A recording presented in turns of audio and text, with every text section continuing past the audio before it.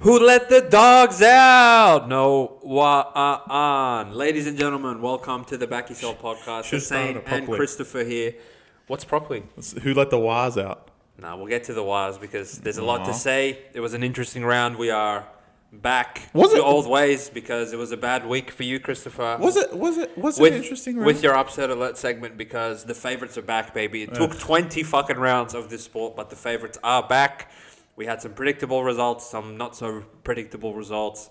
We got to congratulate some teams, yell at some other ones, and we have some commiserations to share to one particular fan base, which we'll get to later in the episode. But before we do that, Christopher, how are you feeling, mate? How was Honestly, it was an underwhelming round. There was not that much funny shit. There was not so much funny shit. Well, I don't know if I can say that, but why? I think the nature of the Thursday night game being the intense contest it was, the others just seemed like they were not so important. And it's like the players felt that way as well. Because there was no other thriller. Thursday was great. Friday was awful. Was one. We might have a rival for the Roosters Knights game a couple of weeks ago. Yeah. Fuck me. Awful. Saturday was okay. The first game was fine. Saturday was shit. The second game was fine. Last game was truly awful. Thanks, Todd today Smith. was awful. Today was awful. Yeah, it was underwhelming. Yeah, from what we started. But I came into the round like the Dogs-Panthers game's gone. These other ones are... Souths, like I had hope in them, but we'll get to those pricks. But as far as like what was scheduled, Sharks Melbourne's good on paper, but we know Sharks are ass. Correct. Manly Tigers had nothing. Knights suck ass as well. Dolphins Souths was good on paper, but Souths decided not to show up. Dragons Para, who cares? Yeah. And the Wires, obviously, we'll get to them, but poor Wires. I guess we go straight into the thriller in Manila. Some saying the game of the season. The Bulldogs, shout out to Matt, Chris Creas, every member of the kennel, Bitcoin. We're going to give you a special shout out throughout the episode, but they go down to the four-time premiers. The Penrith Panthers win this one 8-6 on the back of that Nathan Cleary charge down in what was an unders-a-thon, but an intense contest and a very refreshing game of footy. For me personally, in this 6-again era where every game has 100 calls, this one had 100 calls, but not 100 points because both teams physically and defensively were up for the contest and didn't really give an inch either way. The Dogs fall off the top of the ladder to the mighty Canberra Raiders. Who would have thought 20 rounds in I'd say that? But Chris, we came on quite adamant that the Dogs were the right side. On game day, we saw this push to a pick'em, which just bewilders me. But in the end, Penrith get the chocolates. How did you feel, mate? Well, Dogs, get ready for some fireworks, and Matt, get ready for some fireworks as well, because these cunts can't win a big game, can they? I mean, it's proven fact. What, they beat Raiders after going down 22-0 in the first place. These guys haven't won a big game in 2 years. And look, I've got them still cram finalists on the condition that obviously Galvin plays, but I mean, at this point, like, they can't win a big game contest, and the big game got to not just the player's head, but Serraldo himself. What the fuck is he doing? This is like... Mixing it up. Okay, you could argue if he did it correctly, Dogs could have won. And I think you'll make that argument. But truly, they really should have won even if he made those mistakes anyway. I know. And that's the issue, right? And why did they not win? Well, they couldn't score. Let's add that fact. Penrith are a great defense, and nothing against them. But they couldn't score. They had their chances. Maybe not as much as Penrith, but we know Penrith also can't score, and that's fine. And Penrith actually couldn't score. The only reason they scored was Nathan Cleary brilliance. They actually couldn't crack the Dogs. But it's more like, okay, Penrith only scored one garbage try, and you still lose. Like, why didn't you guys score another try? Like, and we'll get to... I think I'll leave the Serraldo stuff to you, because I know you're adamant on one of the changes he made, and I'm adamant on the other one, which it's truly... I'd love to hear the comments after what I say. These cunts are be typing so hard, defending his ass, but literally there's no reason to defend Serraldo in this game. They lost because of him, and in my opinion, they should have won if they're that good without him as well. So, Dogs fans might tell me, oh, nah, that, you know what, like, oh, Serraldo messed up the whole game. You can argue both ways. Serraldo was a problem or Serraldo wasn't the problem, but the changes he made, it was like he wanted to make the changes because he was playing Penrith and not sticking with what Dogs have done all year, which makes sense if you're like not doing well and you're not at the top. You're literally first. You don't lose to anyone. You've only lost the Dolphins, and you lost the what other stupid game? The Brisbane game, where you couldn't have put any formation together with the pricks that were out there. You would have lost those 2 games anyway, so it doesn't matter. And now you play Penrith, and it's like you have to change something to make sure you beat Ivan. Like, it's just stupid. It's just stupid. And look, to be honest, I know Ricky Stewart wouldn't do something like this. Bellamy wouldn't do something like this. It's like untested. Maybe done in training. It's not like they tried it against like Titans or some shit to change this around. Nah, they decided to do it against the team that everyone says they were gone 3 weeks ago, and now they've won 4 in a row, and all of a sudden they're 6th, and guns are shaking. Guns are shaking. Like, it's just stupid from Serraldo, to be honest. Like, are they a good team? Are they frauds? In my mind, it's getting to that point because they haven't won a big game all year and last year as well. All right, number 1. The shift of the market to a pick-em on game day was just insane to me. And I know that the Cunts on Penrith ended up winning, but from what I saw with my own eyes of how the game played out, Dogs at a pick-em was definitely the right side in my mind, and they should have won. Now, in saying that, they lost, so we need to talk about how they lost and why they lost. Number 1, as you alluded to, Chris, you motherfuckers are first. You are number 1. Down? You are the number 1 team, not by round 3, by round 20. You have 2 losses. Everybody's looking up at you, both on the ladder and as far as the performance on the field. So, as far as I'm concerned, it's up to your opposition to change shit to beat you cunts. Not for you to be like, oh, well, let's fucking put Karaz on the left and he can overcome To'o because he's 3 inches taller than him. Where you have a 5'8" on the left side that literally can't kick unless it's on his own 20-meter line to your 20-meter line. Or he's just that dog wank grubber that no one else seems to be able to defend except Edwards.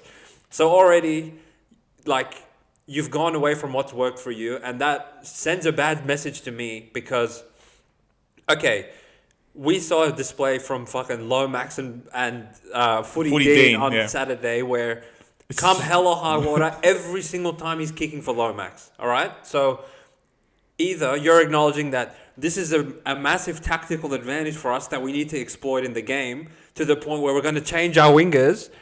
But once the game started, you cunts kicked for him twice and you quit after that anyway. So that pissed me off. What's interesting is it's not like Jenkins is such a leaper anyway. Yeah. It's not like for coaches on the other side. You could have just kicked to that side and score anyway. Exactly. So that's for starters pissed me off. The other thing that pissed me off is obviously you were so excited for Crichton to become the miracle worker of this match to destroy McLean, and they will hand the trophy to you guys at full time, and they had the fucking both the Wally Lewis medal and the Clive Judgment ready to give to Crichton, but he got pumped by an 18-year-old for 90% of this game, and anytime he actually did get around them, we have a fucking literal truck outside of him in Montoya that, as far as I'm concerned, is the weakest link of this Bulldogs team.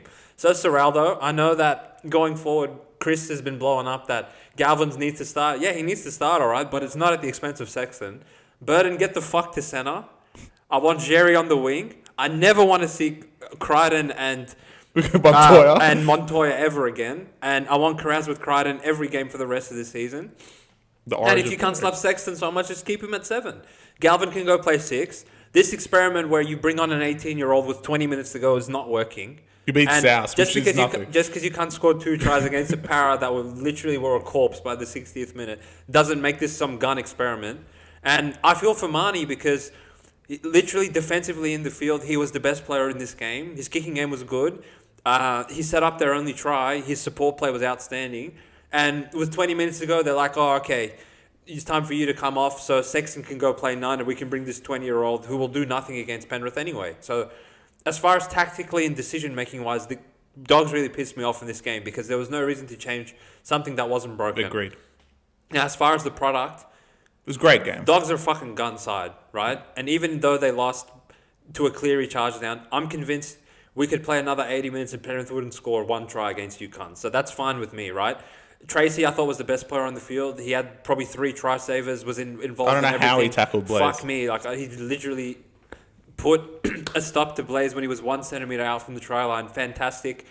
Obviously, their attack with the ball in hand on the Penrith 10-metre line wasn't up to par, and there's room for improvement there. But even the try they scored, like that whole set of 6 might have been the best set of 6 I've seen from a team the whole year. Like offloading from their own 20, support, pushing up through the middle, and then in the end, old mate on the right edge puts it down, and I was like, fuck, Dogs could like run away with this. Penrith are like falling away from them. Penrith got into a rhythm where they were giving away lots of 6 against, piggyback yardage penalties. Not even like dumb ones, but they just couldn't handle what was coming through them in the middle of the park. Kickout, Max King, Preston, Kurt Mann, even Bailey Hayward, I thought they played direct, they played strong, they dominated for most of the game. And that's really what pisses me off in the end, because I thought they dominated the majority of the game, but at the very end of the day, they backed down to Penrith. Yeah, they backed down. Even though Penrith never looked like scoring, as soon as Cleary scored, I was like, after Dogs dominating this game for 60 minutes, they're not going to score again, are they? They're going to lose 8-6. Yeah. And at the end of it, like, I'm not opposed to Critter not taking the 2, I guess. I am. If you felt like you had him on the ropes and you want to go for the kill, sure. But I know in a finals game, you cunts would have taken the 2. So I don't know, like, if you're going to consistently do that and you think you're gangsters, that's fine with me. But I know when palms get sweaty, you're not going to do that. So that kind of pissed me off in its own entity. And No. It pissed me off because it's Critter. That's what pissed me off. The big game player. Yeah. Take the 2 then. Yeah. Go nail it from the sideline. Go on. Like, look, all right. Yeah, Montoya, if he wasn't a truck, they probably score on that right edge. But you guys didn't look like scoring for like 50 minutes of this game. So didn't Penrith. But I'm just saying they didn't look like scoring. Yeah. So what? The audacity you can't say in 2 minutes we're going to score. Like, it doesn't make sense. So, yeah, all right, you almost scored. But the fact Critter sat there and he goes, I'm a big game player, but I'm not going to take this. Hypothetically, if the penalty was right in front of the post 10 metres out, do you think he's going to tap and go? No, of course not. Yeah, of course not. So he's lying. He's just like, well, I probably can't make this anyway, so we'll just play backyard footy. And I don't want to be 20/20 hindsight guy that if his flick pass hits Montoya and he somehow transforms from a refrigerator to a car and scores in the corner, everyone will say it was a great decision, but objectively it just wasn't. Because, even if he scored, it wasn't. Yeah, because as I said, you cunts never look like scoring outside of your only try. Now, am I worried for Dogs going forward? No. Do I think they're still one of the 2 or 3 best teams in the league? Yes. Would I tip them to beat Penrith in a finals game tomorrow? I would. I thought even though they lost, they were the better side, and I'd trust them to beat Penrith if they were to meet again. Now, no. We're not leaving on that. I wouldn't trust them with a dollar. On the Penrith side of things, truly you've turned your season around, and it's one thing for you guys to win games in a shootout sort of contest, but for you to be able to hold Dogs to 6 points after 80 grueling minutes in that kind of a fashion shows me that you're capable of winning the way that made you guys 4-time champions, right? If Penrith are going to do anything, it's going to be on the back of their defense. And Dogs with that much possession, that many calls, they're not easy to contain, but you guys managed to contain them. I take nothing away from you cunts.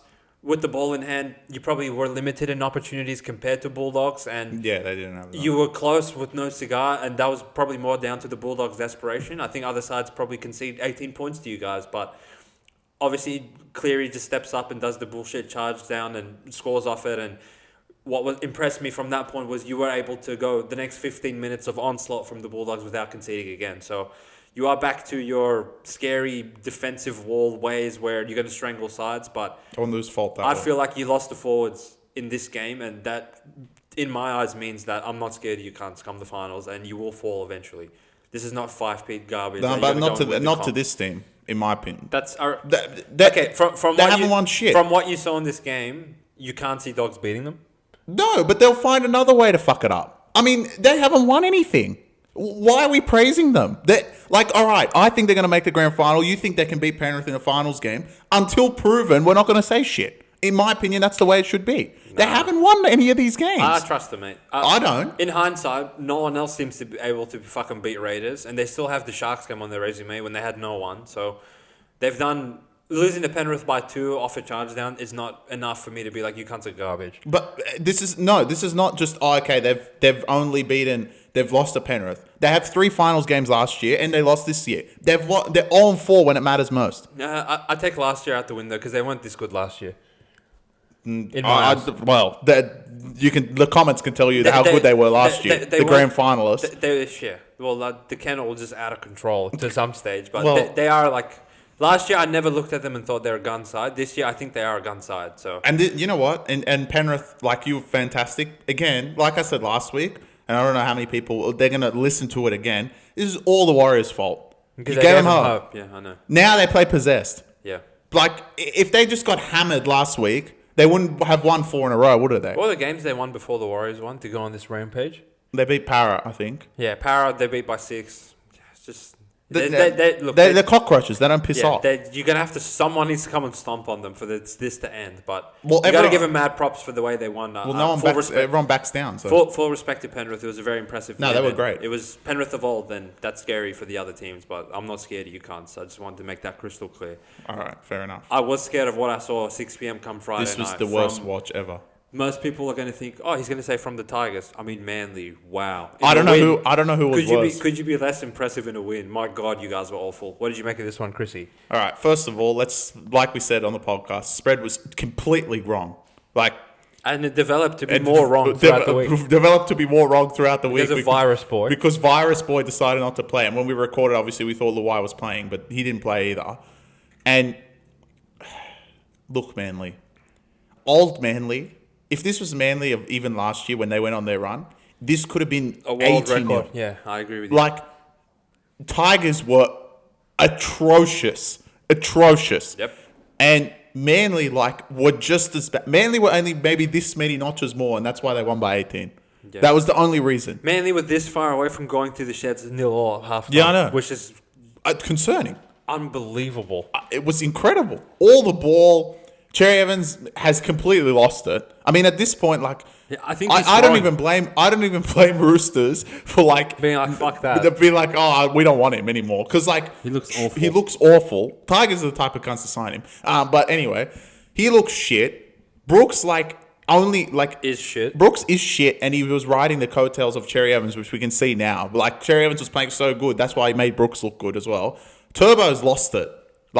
I actually, like I said to you a few weeks ago when they were talking about Turbo's contract and we were saying, what's the direction? He can't even play center. So, at this point, Jake's better than him.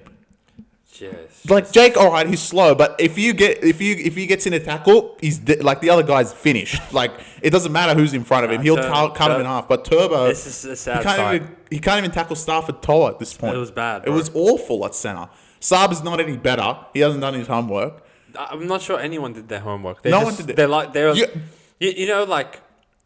I'm thinking it's like a woodwork assignment. Tigers are like the equivalent of having a woodwork assignment. You're like, I won't do my homework. I don't really care if I'll just pass because it's woodwork. And what's interesting and why Manly have lost so many games is genuinely because they're forwards. They actually won the forwards. I know, yeah. They won the forwards. I'm at a point where I can't just look at their lineup on paper and be like, oh, well, they must be losing to their forwards. No, their 1-7 plays awful. Yeah, even though they're all there. And that's the crux of the problem. That's the curious thing of, okay, well, Cherry Evans is there. Turbo's there. Whether he's been playing fullback or centre. Doesn't matter. Lehigh's there. Saab, Garrick, you name it. Kolar. Brooks, Kolar. They're all there, right? And you're playing Tigers. Without...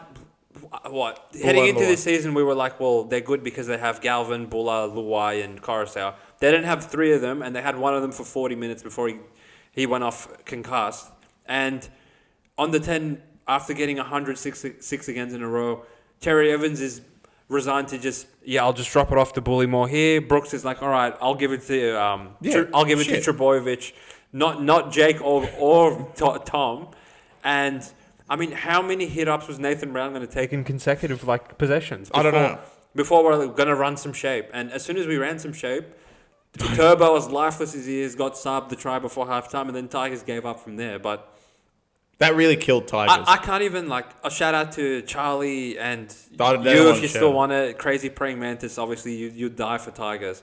I can't even be, upset with Tigers because they ran out with nothing, and as the game played out, they had less and less by full time. Right? We have to invent a new word. I would expect that you guys play as awful as you did because you just simply don't have the troops. But for Manly to run out that 1-7 and be that awful, shows me they're not doing their homework. They're not doing anything. I mean, Manly and look, this is something we said about.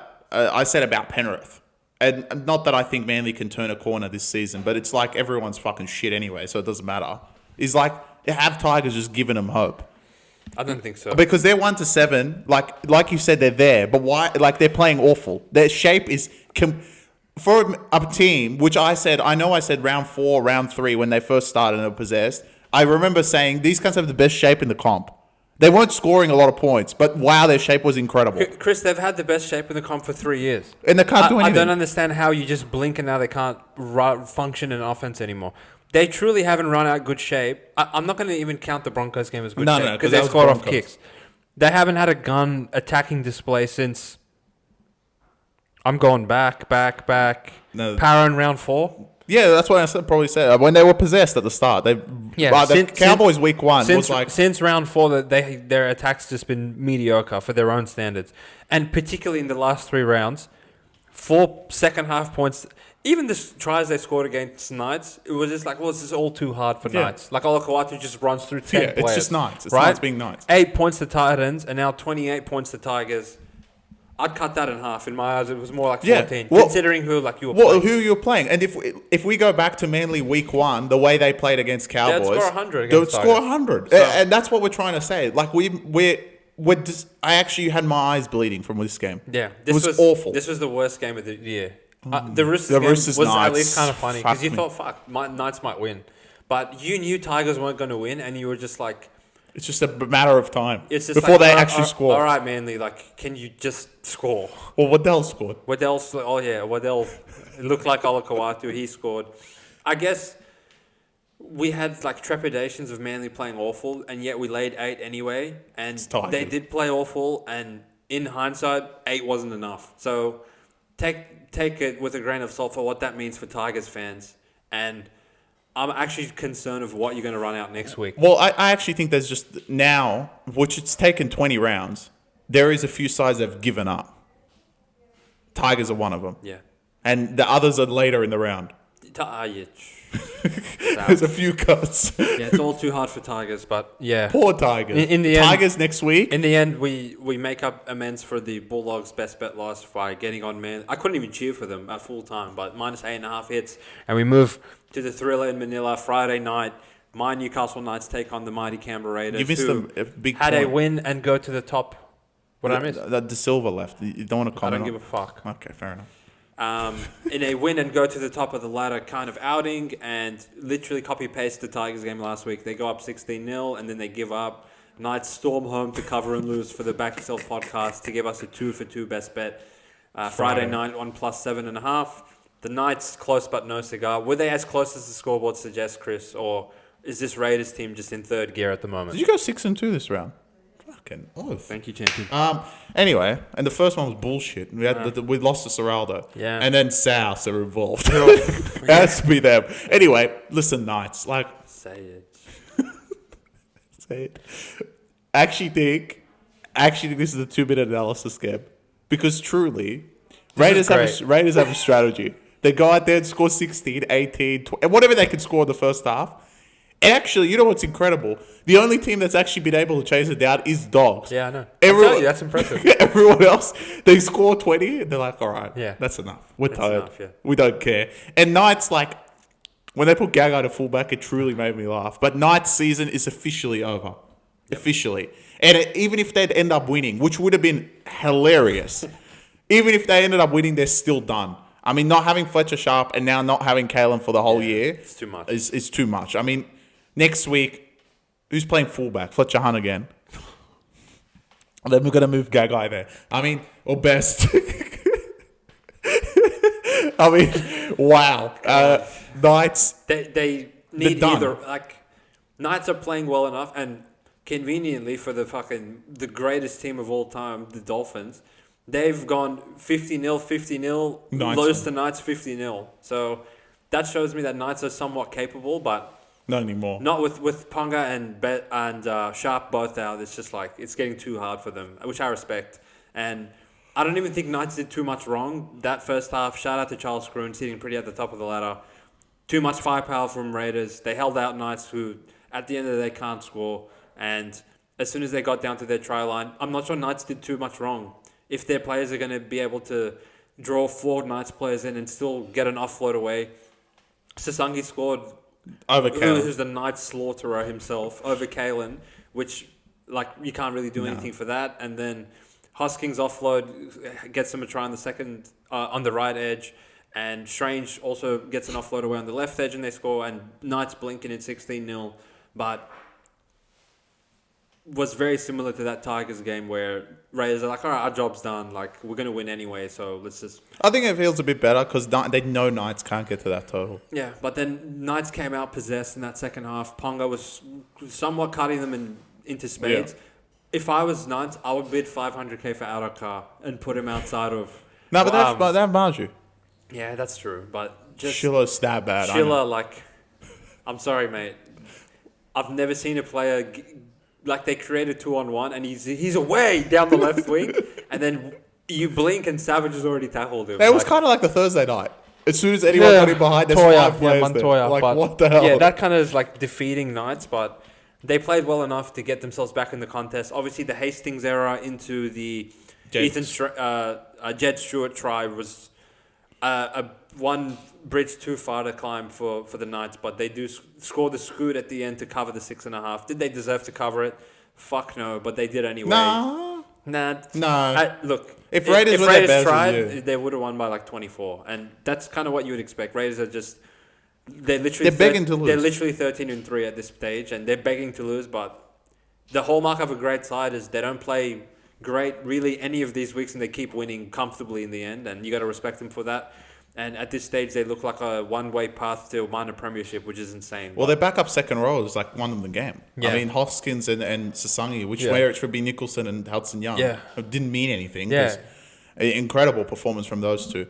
But Knights, your season's done. Raiders, I mean, you guys have beaten some big teams, unlike some cunts. So, look, you guys are a definite chance. And in my opinion, they're probably going to have a home final at this point because their draw is incredible. Yeah. And whoever goes to Canberra in that week 1 is going to have a really tough time. But I'm just checking the Origin lineup. I'll just carry on into Saturday, 3 p.m. Fever. The Brisbane Broncos take on the Wars. Shout out to our Wars fans, all the G's out there. And I think it's appropriate that we do this review in a two-part episode. First, I agree. Obviously, we have to acknowledge the elephant in the room. Luke Metcalf with reports of a torn ACL.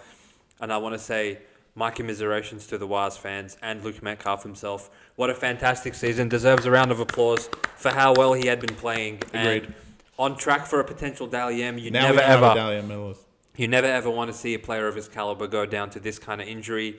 And a truly deflating report if it is the ACL, especially considering 3 weeks ago, arguably your best forward of the season in Mitch Barnett also fell to the same fate. So that really deflated me as a NRL fan in general, and I'm sure the Warriors fans felt the same way. Chris, do you have any comments on the injury and what that means? Look, honestly, like, he was on track for a Dally M season in a season that now I don't even know who's like going to win it. He was incredible. No, actually, I thought of someone, but I'm going to wait for their segment because you're going to die of laughter. Hammer time. Yeah. But look, Metcalf literally has done so much right, and Sharks let him go to this Warriors team, which at the time we probably didn't think it was a mistake because we know how good Trindle was, but wow, Sharks have made a mistake there.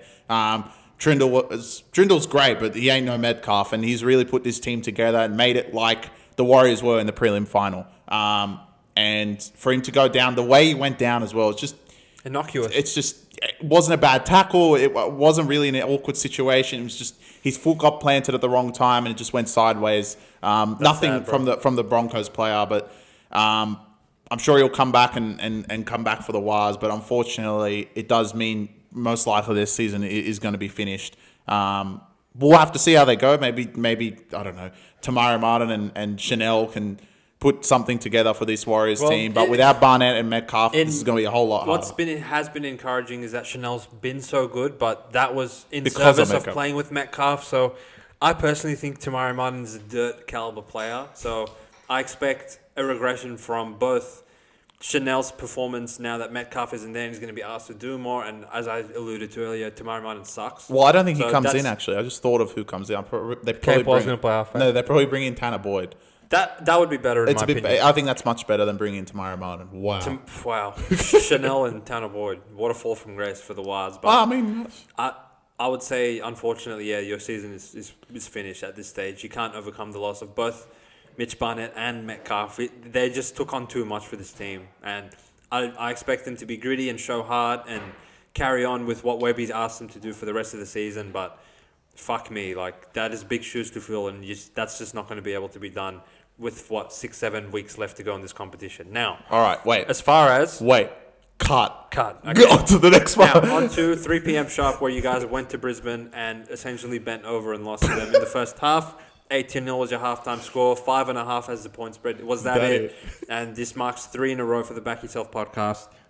Manly into Knights into Broncos minus 5.5. Is that it? And are the Broncos back? No. Chris? Or was this Paul Wise or a combination of both? What did you make of this one, mate? Well, look, like I said, that's why we said cut. Now it's time for the blood. I knew you cunts weren't that good. I said it from day one. You're not that good, are you? And it's proven. The last 2 games, he played Penrith and Brisbane, who are 5th and 6th. Penrith. Yeah, Penrith. It wasn't better. 5th and 6th on the table. And, I mean, the first half, like, your inability to score is incredible. It's insane. And now, obviously, everyone's going to take it with a grain of salt. Obviously, Metcalf's out. It's a different story.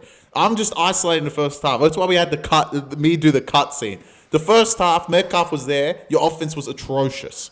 Couldn't score past Brisbane, which, like we've mentioned last week, they played these idiots, and the Red Sea was opening up in their first half when Nakora was walking through like no one was there. And you guys just didn't look like scoring, and Brisbane just was playing everything in front of them. And on the other end, eventually your defense will crack. And Brisbane, like with Carrigan and Haas, which I think the biggest change for Brisbane the last 2 weeks is actually moving Carrigan to lock finally, and not playing in prop, because those two just dominated the middle of the park. It was just unstoppable. And you need that X factor, and Warriors haven't had it the whole year. Yeah, you could say Metcalf was it, but they just don't have it. And when you have players like Walsh, Reynolds was again awful. Ezra Mann was amazing, as per usual. And Katoni Staggs, he can get that game in him, and wow, he was great. That was it. And you can't go down 18-0 in pretty much any game and come back, especially against a good team. And Brisbane, they've been awful at times, but I think this game in particular, there were parts that was a little bit scary, but this game in particular, I thought Brisbane probably played the most minutes out of actually a full game. There were parts in the game where I thought Warriors maybe, but I thought Brisbane were pretty content. And once they went 18-0 in front, it was pretty much over at that point. Warriors, like I said, and I don't know why I rescinded what I said before they played Penrith and Brisbane, but I should have just kept it. You can't say I'm not that good. And even with Metcalf or without him, you probably will. If with Metcalf, you would make the top 4 and probably lose in straight sets. And now, maybe make the 8. The teams that are chasing them are the teams you just lost to. So, not just you gave them a 4-point swing, is that on top of that, you've given them a boost. They're only 4 points behind now. I think Penrith are 5 points behind, but they're right on your tail. And no Metcalf for the rest of the year, no Barnett for the rest of the year. It's going to get a whole lot harder. So, in my opinion, they might even drop out of the 8. Not that they deserve to drop out of the 8, but it's the reality. And the injuries are one thing, but truly, for you guys where you guys were saying that you guys will compete, you were underwhelming. Every single person wrote in the comments how good you guys were, and the last 2 weeks, you guys got exposed. Don't worry about the Metcalf injury. I'm just isolating the first half. You guys were shit. Yeah, Broncos seems as if they are somewhat turning around this season. What's that? Deadly. Is that 3 wins in a row or some garbage? Some shit. Yeah, Titans, Sharks, and Warriors. Titans doesn't count. This is their stretch of the season where they don't leave Suncorp for 6 months, so that's good news for them. But as Chris said, Haas and Carrigan did their job. Walsh looks better by the week. Ezra looks probably the best 5'8" in the league. He's been absolutely possessed since coming back from his incident, we'll call it. They have a brand new left edge with, I don't know why these 2 players are possessed, with Shibasaki and Karapani. Do I trust them? No, absolutely not. But they're getting the results at the time. So knowing that Ben Hunt is still yet to come into this team scares me. It's warning signals for a few teams, and Waz would be one of those teams in my eyes. Even though Warriors have been entrenched in the top 4 the whole season, all my analysis towards the Waz has been, you deserve to be where you are, and you have been more consistent and blah, blah, blah. But there's never a point that I thought you guys are better than Brisbane or Penrith in any case. Or Nenrith. And I would have thrown mainly in Sharks in that category, but But obviously you guys are better than those two. So you were somewhat right, we were somewhat right. And just Are they now, though? 18-0 at halftime is just... I'm not saying you guys are that bad, but it's not so easy to just go and win by 2 every week when you're actually playing gun sides. So you kind of got blown off the park. Brisbane, if anything's kind of spared you by taking the 2 10 times in this game.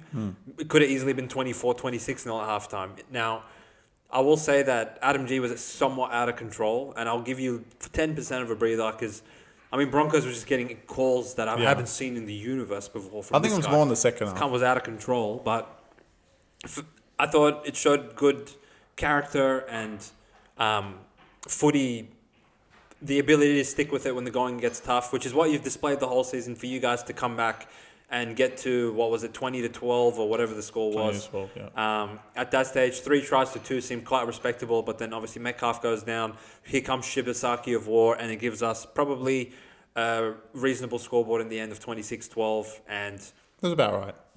as I said in the review of last week, we had a good opportunity to see how you would bounce back from a loss after we were quite lenient when you did lose to Penrith, but to go out and immediately go down 18-0 kind of shows that did you guys potentially peak a little too early is my concern.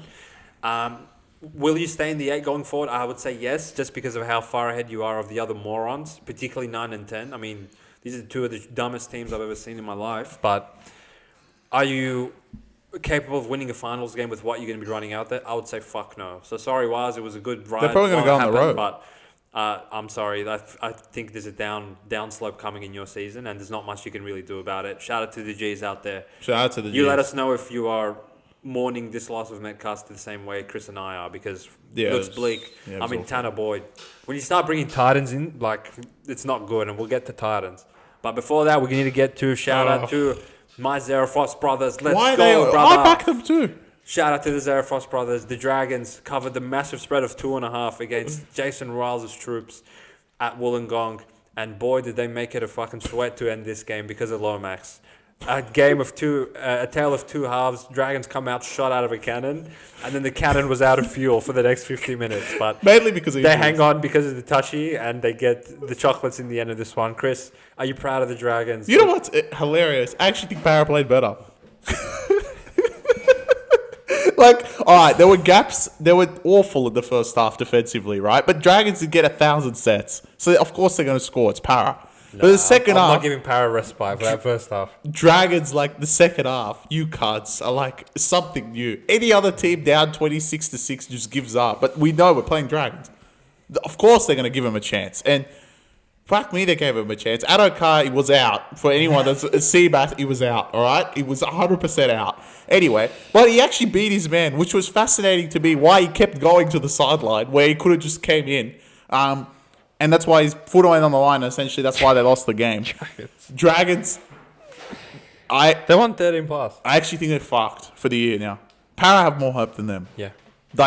This injury toll is getting so bad that you might have to sign Titans.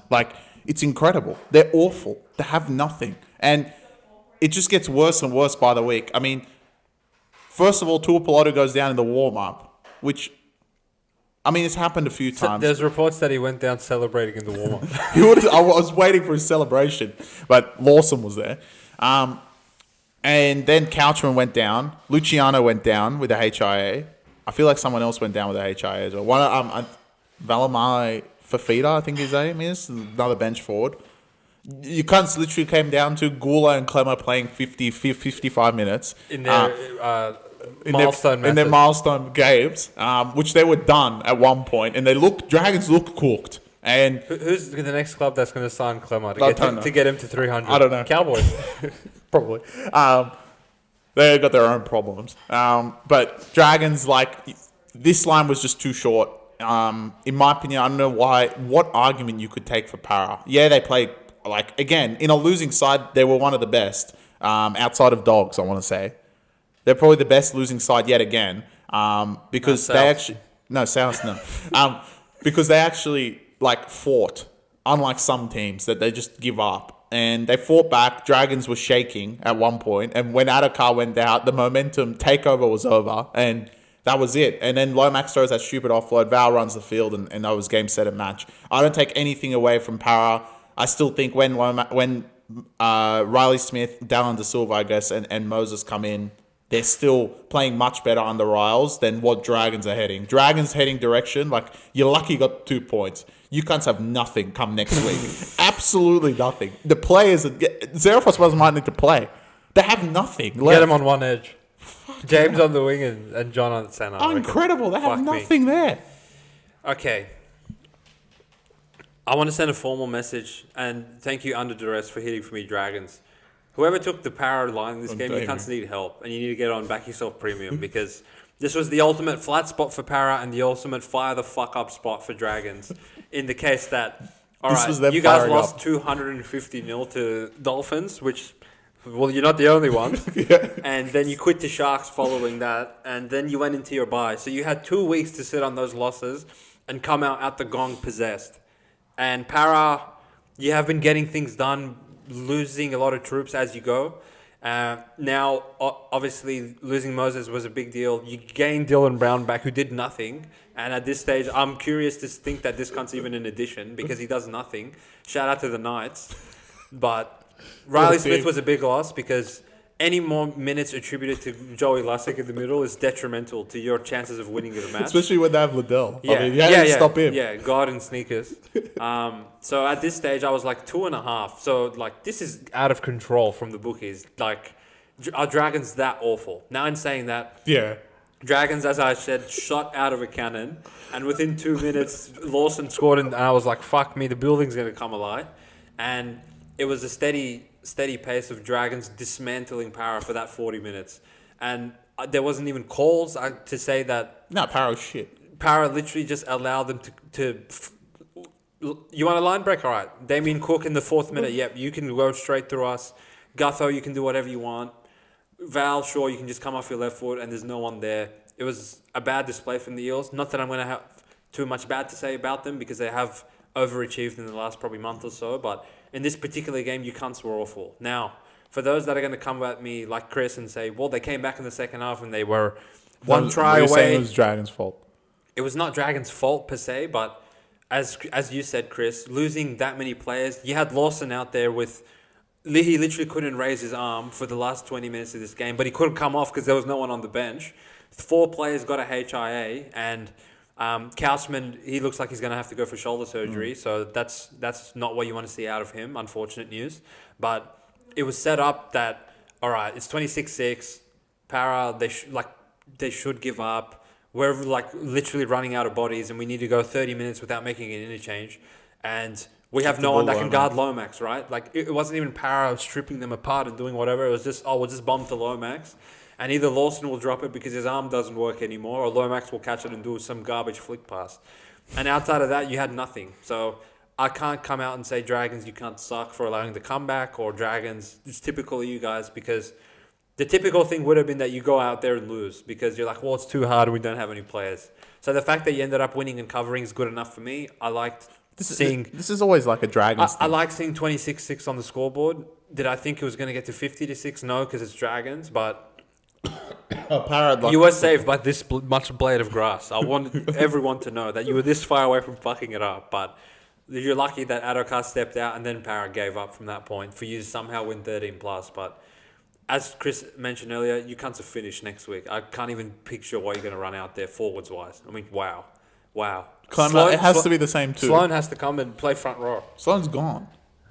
Well, he has to play. Lawson's dead. And Tuipulotu's dead.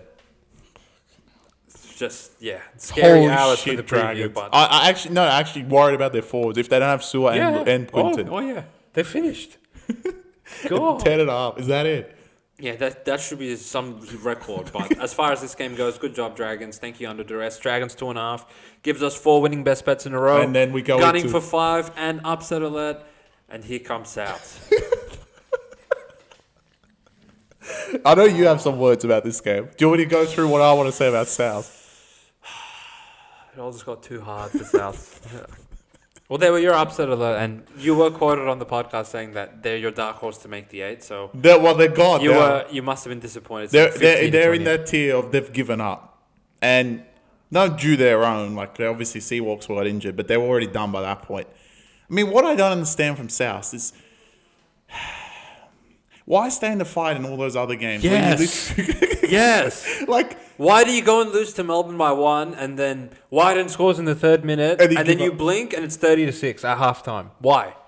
South. All you scratching tooth and claw to cover against Dogs in Melbourne and you beat Tigers that week and any game you cover any line and then it's like, oh, okay, well, it's gone from 4.5. There's late steam. It's 3.5 now.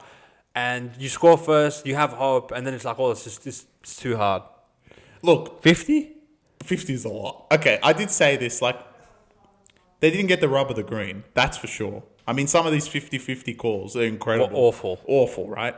But the fact they scored first and then gave up is actually incredible. I know. Like, there was some of those tries. There was no resistance. Like, Dolphins were just running the simple Dolphin shit that they run, and South seemed to defend everybody else, but it was like... That have you seen Kepi's tackle on Katoa?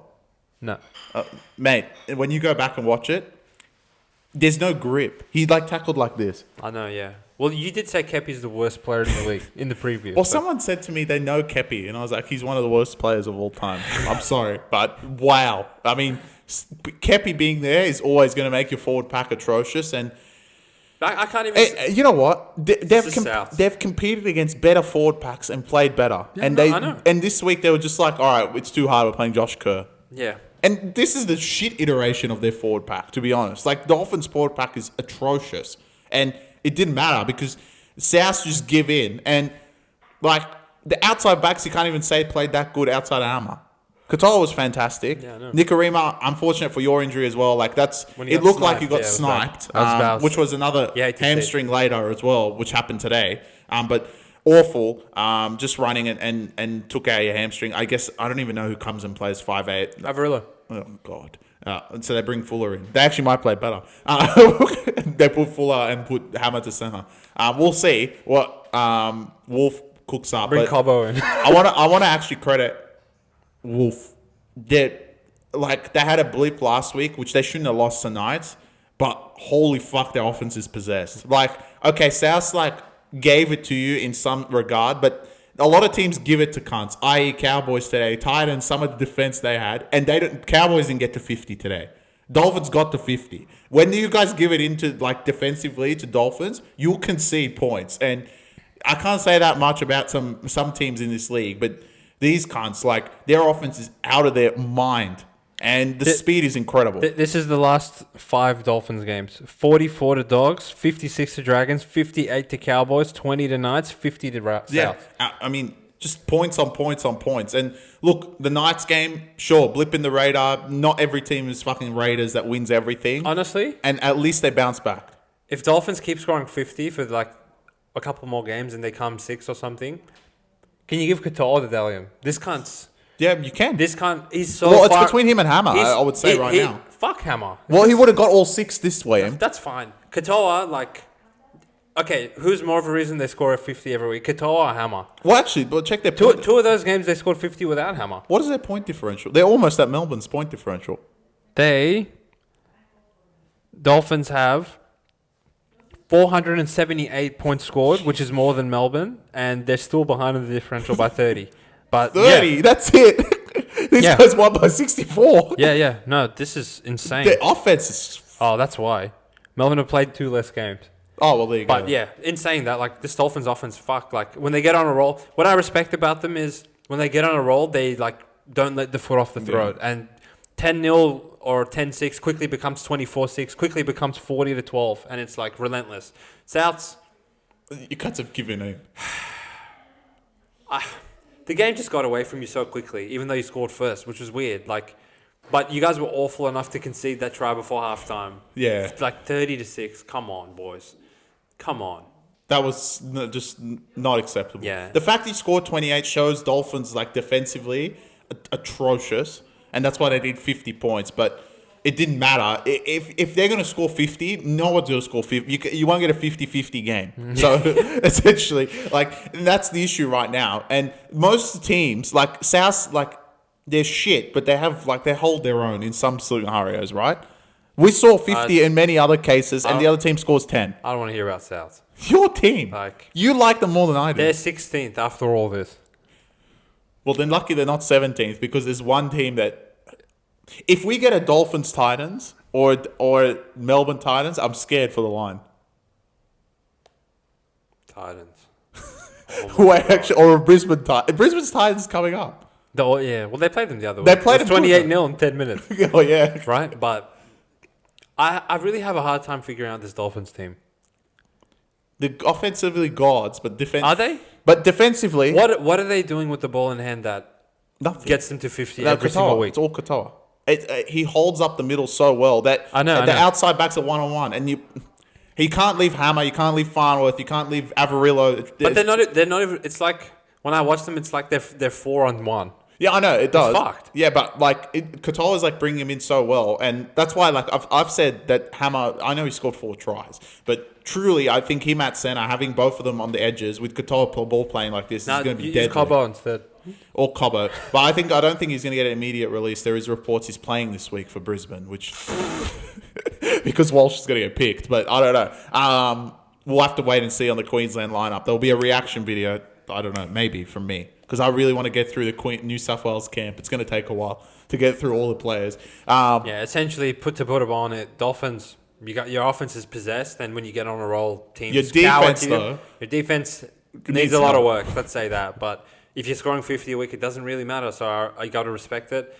Souths, it all got too hard for you guys. It's been a long, grueling season. It's been a good season, guys. You've officially mailed it in, and you hung in there for as long as you could, but it just wasn't meant to be. Conveniently, when all your players came back, then you cunts concede 50, which pissed me off. But I would take 4.5 again, to be honest. Like, there was no reason for them to quit to that extent. I agree.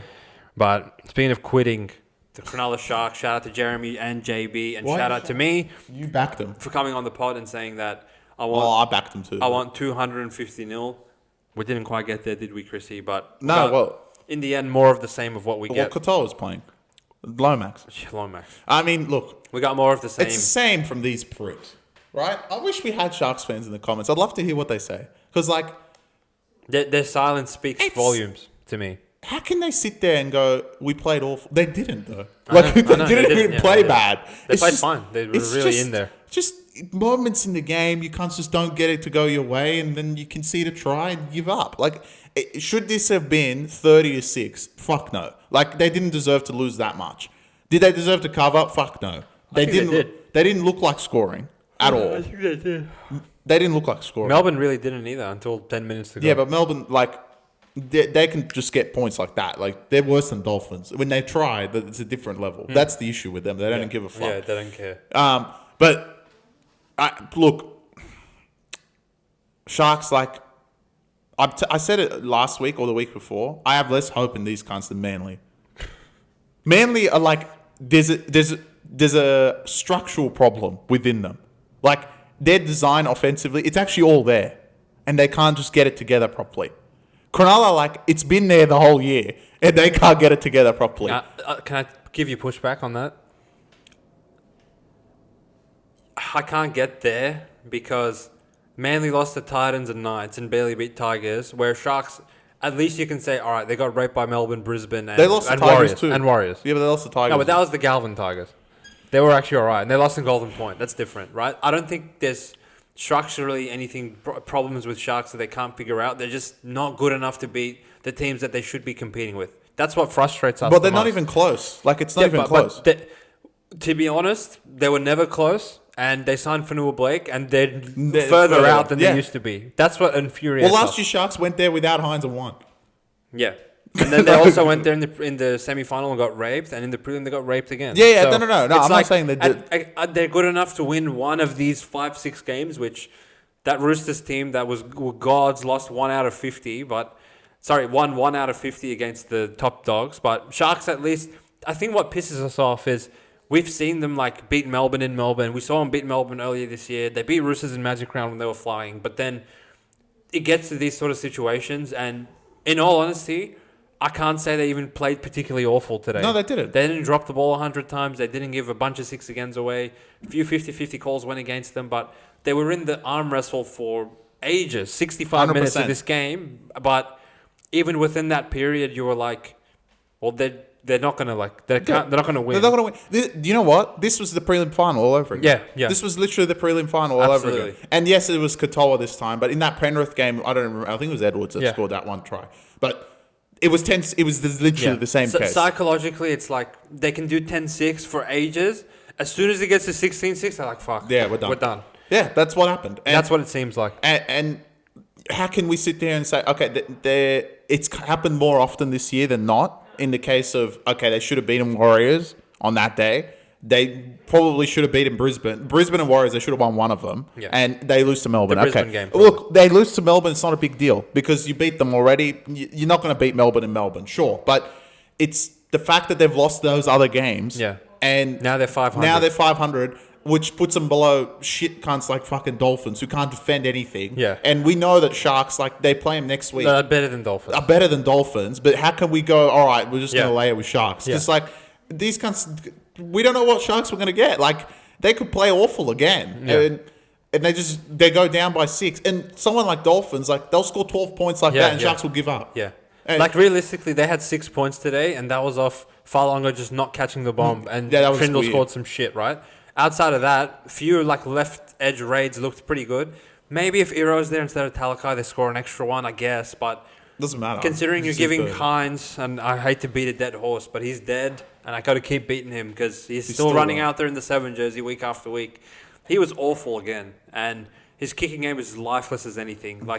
He's like the reverse Burden, where he can only kick 25 meters. It's bad. What did they do last year? I want to pinpoint that specific moment where they repel Melbourne for 5 hours to start the game.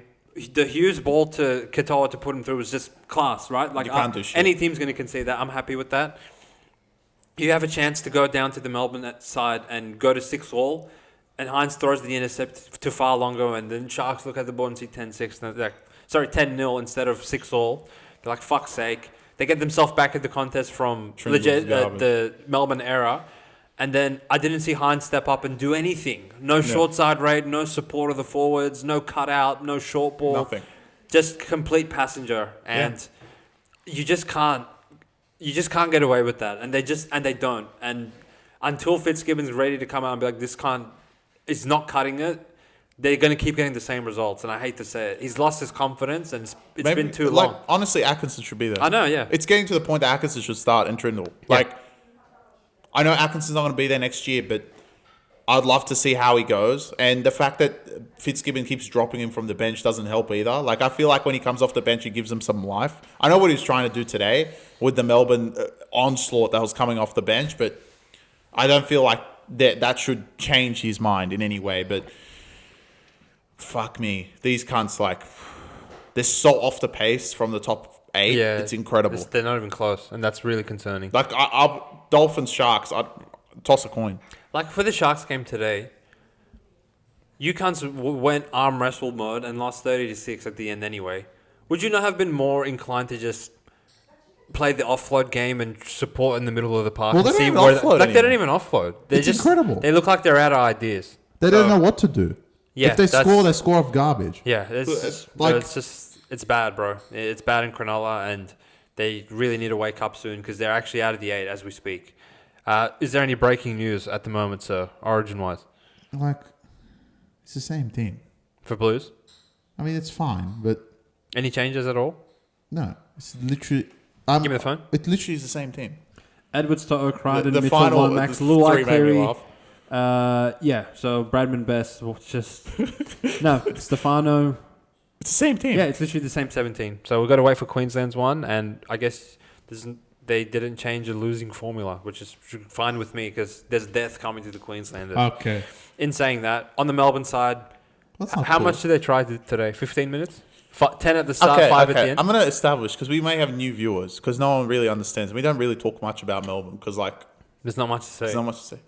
They don't give a fuck. Yeah. They literally wait for final. They're the definition of NBA regular season. They're just all right, we're going to make the playoffs, we'll play then. Yeah. Fuck it. Yeah. They don't try at all. Yeah. I haven't seen them try for 80 minutes yet. Yeah, same. And what's amazing is, did Sharks look like winning this game at any point? No.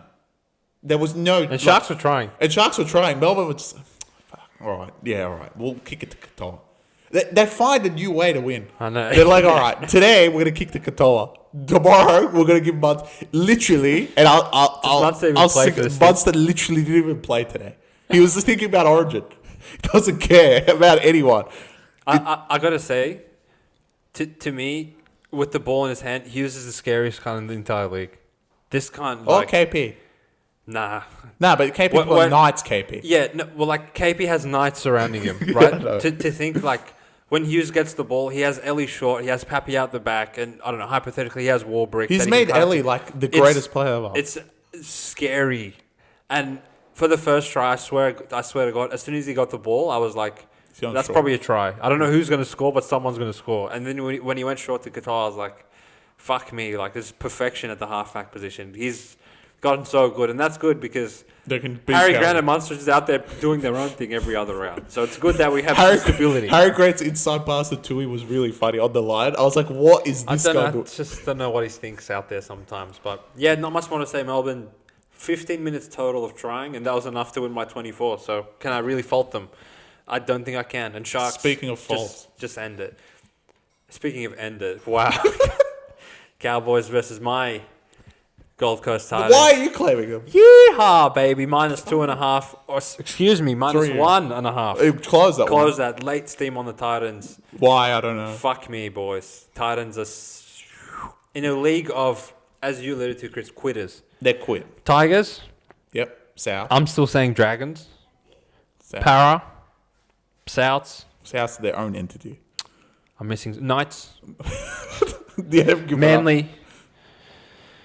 Sharks to an extent. Sharks. But they try. Warriors now. You cunts are the creme de la creme of atrocious, I want to awful side. I And actually I can't put believe you Cowboys cunts in there have as well. fans. I want Cowboys in there as well. I'm sorry. Is this the day to yell at them? Cowboys? Yeah, they only beat them by 6. Para beat this team by 16. With less than what Cowboys had. I'm not sure today's the day to yell. No. Okay, look. All right. Titans. This is all Titans. Literally. How can I explain Titans? It's too hard. It's not hard. It actually isn't. I don't understand how. To drink you water, got- try. I don't know how you could really go on and put on that jersey. Same. I reckon the effort that is shown from the Titans is the worst out of any team. Yeah. And it showed against the team that does have also lowest effort ever, i.e. Cowboys. But you know what? With Cowboys, they have effort with the ball. Yeah, I know. Like they push up. They're like, bro, I'll take the next hit up.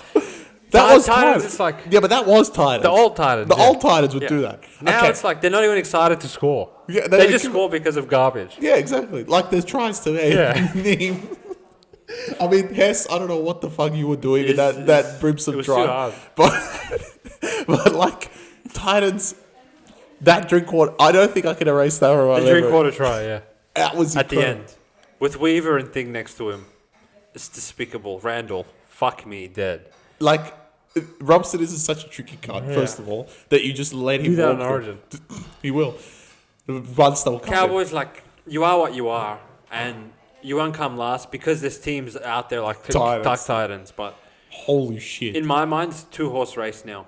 Souths are good enough to get a couple wins because of, say, yeah, that fullback. Dragons and Titans. It's Tigers and Titans. Oh, Tigers! It's the same show all over again. It's- At the end of the NRL boils down to these two degenerates at the end of the What year. you really power out of this? Yeah, Para And good. Titan the Dragons, they'll have enough wins, Yeah. you reckon? And At the oh end- wait, Knights. Can they get another win? Probably not. Well, Yeah, Best- I forgot. Knights are one hamstring away from best of scoring 0 per week. Well, he's going to Origin. Who So- is it though? So, yeah, from my perspective, Knights, Tigers, And Titans Titans. are your... Yeah. But Knights and Tigers are through injury. Titans are just a disgrace. No, to the they're through sport. injury. Like they don't have Campbell and Kinney. Nah, but they have enough to not Yeah, they do. concede 36 a round. I mean, when you look at this forward pack on paper, you're like, who the fuck are we playing? I And know. they just look there's shit out there. I know. And you can Piss say weak. Fafita's injured. He sucked when he was there. Yeah, it was. Kinney was a loss, but they scored 20 a week anyway. It's not the points on the You know? board; it's the points at the other. Campbell end. would have been nice, but for what they ran out there, they didn't have one outside back that was shit. They didn't really have one forward that was shit. Maybe you could say Randall sucks and he's out of position, but outside of him, you still are running out representative level players. Verrill sucks, so that's fine. Foran and Weaver is It's despicable. eye-wateringly bad. Yeah. But that's not enough to just go out and concede 30 to this Cowboys team in that weather. Yeah. I mean, the Taulagi try was just like, That was awful. where are from your Fitzgibbon. players? Yeah. Awful from Yeah. Fitzgibbon. Like, it was what the commentary literally said. They had the numbers. I know, yeah. It was nuts. It's just got too hard. And he's just like, well, all right, I'll just jam in, and if they score, it's all right. Like It's all right. We're gonna lose anyway. I'm tired. Yeah, that's what comes across to me. That they're like, oh, we'll lose anyway. There's no one really like No one gives a holding fuck. themselves. Even for the Tino team. doesn't care anymore. I don't think Tino's captain material. What? What? He's a lead by action and example sort of guy, He's but not a. Yeah. there's no integrity in the other players on the team that are like, oh, I can watch Tino and see that he's backing up from Origin and he's like coming off ACL injury, and he's like, half the time there's a break down the sideline, it's Tino that comes across and tackles come. Yeah, I know. Right? And then literally on the next play, Reg will be like, that's too hard, just let this guy through. Right? So I feel like Titans, they need Cameron Smith to find a time machine and come out of retirement from 10 years ago to You know what? I'm gonna praise all the Titans fans that went to the game today. Truly, like to go watch these pricks is beyond me. I don't even go watch my own team. And Tigers, like, they try. they try. At least they play for the badge. It's just shit, right? Titans, like, it. If you're a fan and like you just sit there and watch Titans games and you live and breathe for Titans, I'll happily accept you guys changing teams at this point. Yeah, These cunts are like, you get a they free don't pass. care. You get a free pass. They literally don't give a fuck. Yeah, any other 16 teams, the Bears, the Papua New Guinea side, you call it, change allegiances. This is Dolphins. hard to cheer for, bro. Fuck these cunts. And as I Cowboys. said, like they are probably last, and they deserve the spoon Yeah. because they have me questioning like theirs as a coach, and I never thought I would do that. This guy's like made No. 5 grand finals. They're literally worse with him. Yeah, I know. With Holbrook, like at this point, they'd start winning. I know. They've like regressed. The more players and coaches they get, the more they regress. It sucks to watch. 'cause Anything to say about Cowboys? You're in the elk of Awful. They're gonna finish. You're the next right. round. You're right around Dragons, Souths, Tigers. Those kind of like. Don't Para. think you're any better than them because you're not. But you have some firepower on the field at least. Like, come hell or high water, I know Dearden and Drinkwater can get points on the board. And I swear to God, if I see one more game that Todd Payton takes Clifford out of this lineup, I'll strangle him myself. Agreed. If I see Purdue and Vilea in there, fuck me. Well, Derby. Yeah, or Darby. He's the Cowboys equivalent of Schiller. I mean, every time this guy gets the ball, I get worried. I just want to. I want to say to end the podcast as well. I think that now there's 7 teams that have given up and won't make the 8. Can you outline them? Cowboys. Yep. South. Knights. Dragons. Knights. Yep. Tigers. Titans. And Para. Those cunts won't make it. I think it's a 10-horse race for 8 spots, and essentially 3 of them are already completed because the top 3 won't move. Like they'll just move within each other. And then the other 7 are up for grabs because Warriors, in my opinion, are in free fall with what happens to with the Metcalf injury. At this point, their spot is up for grabs. They have a buffer, but how much will that buffer really help them with 10 games to go? I don't know. And the others, like, not that Manly and Sharks are any good, but they've played themselves into a position that if they go win 5 games in a row by some miracle, they're going to make the 8. So, like, they're the 10 teams I think can make it. Who will make it is going to be a contest. At the moment, there's 3 teams in. I think Brisbane will make it. They look great. Penrith should make it as well. Roosters. Who knows with these guys. I knew Roosters would make it in the end. Dolphins, Manly, Cronulla, Warriors. Those 7, all of them are bound to change, if not one. I think the top 3 is Unfortunately, done. mate, for you, you're going to hate me for this, but The Roosters will make it. I think 11 teams are done. I think Manly are gone. Nah, Manly aren't gone. They are. They're this close to giving up, but they haven't given They are up. awful. They wait till they've raped So South. in my eyes, it's. I think there's- Manly, only because of the draw, they might be gone, yeah. I think there's 9 spots up for grabs, and We mean 9 teams for 8 spots. sorry, yeah, there's 9 teams with 8 spots up for grabs. So one team's going to miss out. Will the Wars landslide all the way out of the 8? Maybe. Will Sharks wake up to a point where they put some pressure on the teams above them? I think so. The Roosters, how consistent can these morons be? That's a big question, but at their best, they are probably like going to string a lot of wins together, especially because they're relatively fit and healthy with Sam Walker on the horizon to come back. Penrith, there's no reason to think that you cunts won't keep winning as well. Now that especially you have hope and a reason to make a push for, who knows, maybe a top 4 spot will be up for grabs with what happens with the Wars. I think luckily they have the bye this week. For the first time in a long time, I think Brisbane are healthy at this point of the season, which they don't really get to say around the origin period. So if you want to put a bow on this round, was there 3 big takeaways, Christy, that you decided? You know what? First one, I'm glad teams are starting to give up in a way. Good, yeah. It's a good thing. I think that's opening the door for favourites to start Correct. covering. Can't quit. Quit. Souths and Titans and Tigers and... Parra essentially did quit in the first half. And that's pretty much it. Out of the 9 teams you're saying, and I'm going to do this takeaway, of course, first takeaway is a Warriors season that could have been, wasn't there. They could have made the 8, really made some noise. But unfortunately, Metcalf goes down. And out of those 9 teams that you described, sorry, Wiseman, they're probably the worst without Metcalf. And it's just the buffer that's going to keep them in front if they hold on. If they don't, then you got teams Cronulla, Dolphins, Roosters, Brisbane, Penrith coming down your neck. All of them are better than this Warriors iteration that they have right now. So that would be my second iteration. Can these teams catch Wars? I don't know. I just want to do a really quick thing that we made a point on the preview that Dallon's out and that's a big problem. My God, Kossi was horrible. Kossi was awful. Fuck me. They even got through and just no speed. No speed. Yeah. He was another refrigerator. I mean, I understand why you got rid of Montoya based on the Thursday game, but Kossi's not any better. And my final takeaway... You have 2 more, mate. No. Oh, okay, all right. One was just the Waz. First one, they've given up. Waz? No. Like the cunts of quitters. Yeah, sorry, Waz was second. I understand, yep. Third takeaway. I'm going to say it because I'm going to turn the corner and believe in him. Here come Brisbane. Fuck off. I hate that. Because you might be right. Here they that come. Really annoys me. They woke up. Look, next week they're going to give up. Because Walsh is not going to be there, and they're going to put Jesse Arthurs to fullback and Cobbo's back, which is really funny. But from that point, they have the draw, they have the players. Ezra is, playing out of his skin at the moment. And you add Ben Hunt to this, it's scary hours for anyone that goes to Brisbane. And at the moment, fuck me, I didn't think they were a chance at the grand final, but holy fuck, they're out of their mind. And are they really going to be scared going to Canberra week 1? I don't think they give a fuck. So we'll have to wait and see. But I think Brisbane, after this week, truly are back. I respect it, mate. My 3-2-1, number 3. Sorry, Waz, it's over for you guys. And I feel for Metcalf, speedy recovery to you. Hope to see you back next year. Number 2, I think we saw a prelim preview on Thursday night. I truly can see a situation where these 2 teams will play each other for a spot in the grand final come September, and we might get a different result, sneak peek for that. No. And on the other side, I think our minor premiers are set in stone now. The Canberra Raiders are probably one of the most shocking things since Leicester won the Premier League in my eyes. That really? I would have UConn 16th on my preview ladder, and you literally have been the best team in the entire sport.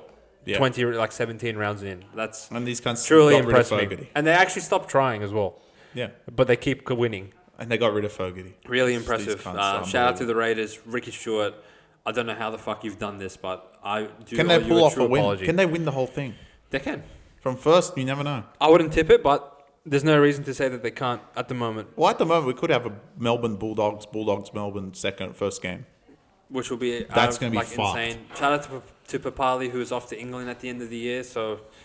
Fortunate for the Raiders next year. No Fogarty, no Papali. Well, we'll have to see. Maybe annoying. Papali will have to get his last Origin debut. We'll have to see tomorrow. Yeah. That'll be convenient.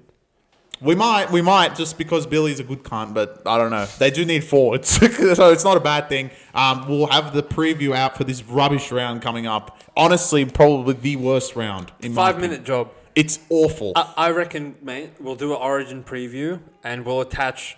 we'll do it all in one pod. We'll do the Origin preview and then we'll just rattle off 5 minutes for each game at the end. Honestly, one of the worst rounds ever. I can't think of one game that I'm actually excited for. I'm glad that this round is so awful, but we do have a decider to look forward to. Because imagine if it was 2-0 New South Wales. Yeah. Then the only context I would be me and you. Yeah, essentially, Yeah. because best gets to run out there. Yeah. And yeah, so we'll all have it all in one come Tuesday. Origin, what a game. It might be a 1 hour job. But New South Wales really didn't make it entertaining. I think more of the discussion will be around what Queensland have done. Well, they have to bring someone in. Queenslander! Queensland! Anyway, peace out, guys. Appreciate it. Like, subscribe, comment. You let us know your thoughts on our review of round 17 in the NRL, and we will see you guys for some Origin talk. Let's go, Queensland of War. Get into them, boys.